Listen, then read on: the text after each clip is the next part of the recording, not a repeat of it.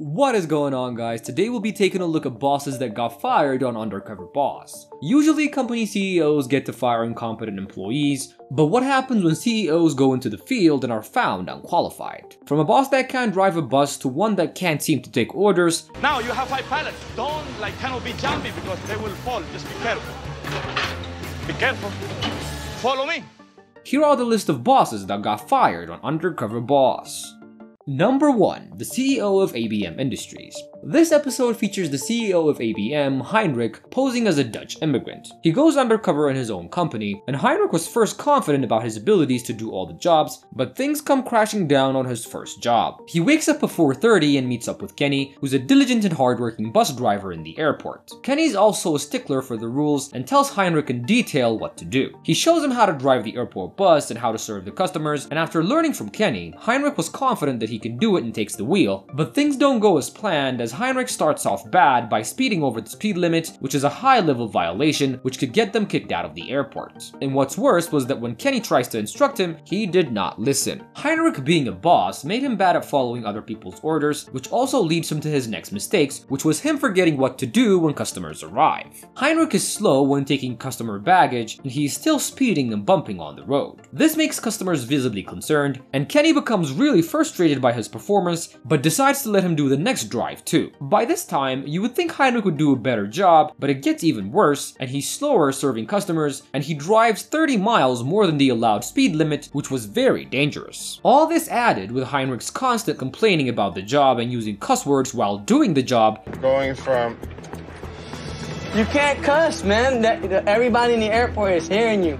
Leads Kenny to stop the bus and take over. Kenny was done with him and tells him that he's not good enough for the job, and then fires him on the spot and sends him home before he finishes his shift. He was a little disappointed for getting fired, but he knew that he wasn't good enough for the job and is glad that Kenny is doing it, and after his undercover time, he rewards him with a promotion.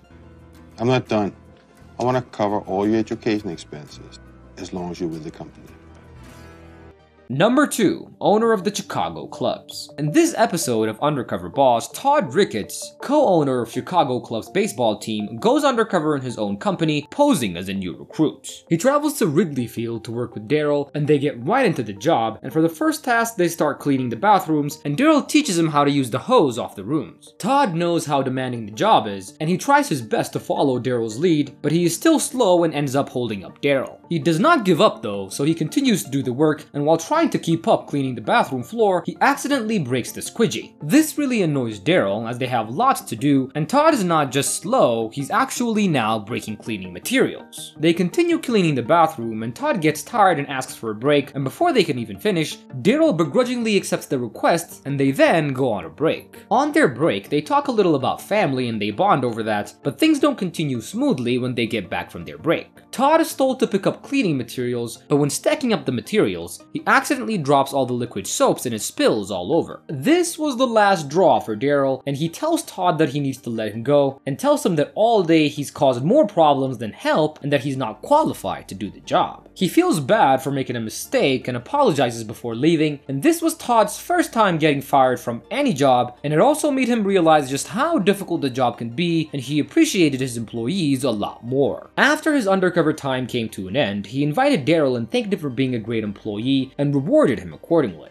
Number 3. The President and COO of Family Dollars. This episode features Mike Bloom, the COO of Family Dollars, going undercover in his own company trying to do the job that he's never done before. Family Dollar is an apparel store, so Mike will be going undercover in the stores, but he first travels to Virginia to work in the distribution center to function as a forklift operator. Today I'm in Front Royal, Virginia at one of our highest volume distribution centers, and I'm going to be operating a forklift. He meets up with Rosalie, who's an expert on forklifts, and for his first job he takes him to a forklift that's used to reach higher elevation so they can stack and pack the products easily. But Mike was scared of heights and he gets incredibly nervous. And as soon as they reach 2 stories, the forklift starts shaking and Mike gets scared and begs to go back down. So they go back down without doing any work, and this really annoys Rosalie and makes him wonder if Mike was right for the job. But they still continue, and next they go to a training site and he teaches him how to drive and operate a forklift. Mike was confident that he could do the job easily, but it didn't turn out as easy as he thought. When just driving the forklift on the training area, Mike does okay, but he still had a long way to go. And when they get back to the main area, he starts to operate the machine and try carrying the product, and we see that he hasn't kept what he learned about how to operate the forklift, and he's actually forgotten some information. Mike wasn't able to pick up the products and struggles to lock into them, and Rosalie tries to give him instructions from the back, but Mike was very bad at following instructions and he kept messing up. He then gets frustrated and tries a more aggressive approach, which turns out even worse, and he almost crashes the forklift into the products. Rosalie, witnessing this, orders Mike to stop and takes over the forklift, and after parking it in a safe place, he tells him that he doesn't feel comfortable letting him on the forklift and fires him on the spot. He further explains that he doesn't want Mike to hurt himself and others, so his only option is to let him go.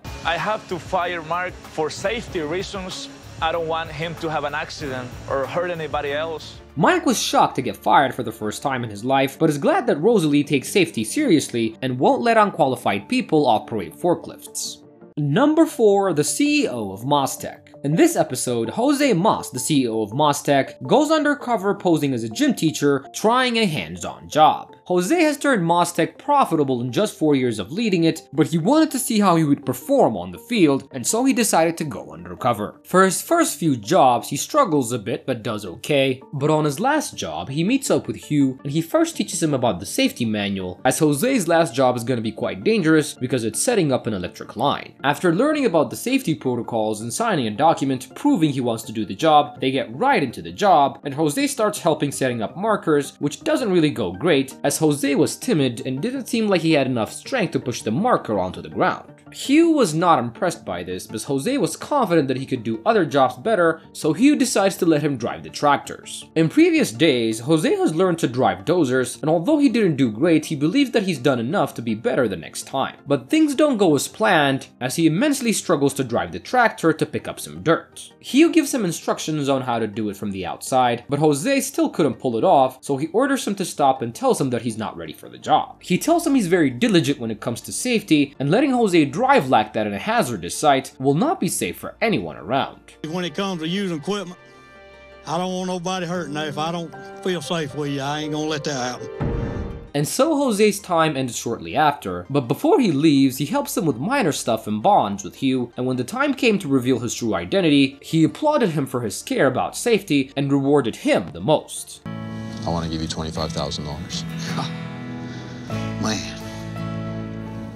Number 5, the CEO of GSI Commerce. This episode features Michael Rubin, the founder and CEO of GSI Commerce, as he goes undercover in his own company. He works various jobs while undercover, but his first and hardest job was in a warehouse, so before he ends his undercover time, he travels back to the warehouse and do a job at a line packer and improve his performance, as he was pretty bad in doing the last job, which was a box loader. He meets up with a packing supervisor, Greg, who immediately takes him to the packing area, and there he is put with a seasoned packer, Shannon, and she teaches him how to properly pack and seal the products. Line packers have an hourly requirement of how many boxes they need to pack so as to not slow the whole production, and Mike sees just how good Shannon is as she doubles her requirement. You're so fast, it's incredible. Our goal here is 90 an hour, 1 every 40 seconds. And although she teaches him well, he fails to do the job as efficiently as she does and struggles to meet his requirement while also not doing the packing properly. Right now, you're sitting about 40 for this hour. Don't panic yet.